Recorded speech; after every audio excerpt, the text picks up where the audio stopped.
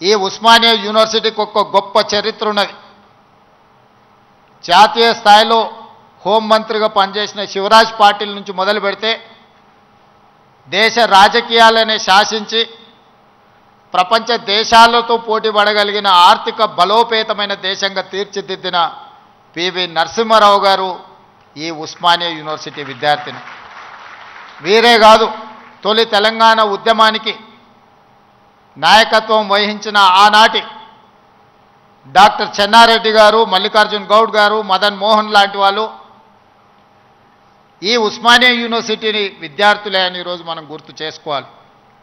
వారే కాదు, ఉస్మానియా యూనివర్సిటీ విద్యార్థి రాజకీయాలలో రాణించి ఉత్తమ పార్లమెంటేరియన్గా ఈ దేశానికి దక్షిణ భారతదేశంలో మొట్టమొదటి ఉత్తమ పార్లమెంటేరియన్గా రాణించిన జైపాల్ రెడ్డి గారు ఈ ఉస్మానియా యూనివర్సిటీ బిడ్డని. వారి తర్వాతి తరంలో ఒక జార్జ్ రెడ్డి, ఒక గద్దరన్నను అందించిన గడ్డ ఈ ఉస్మానియా యూనివర్సిటీ.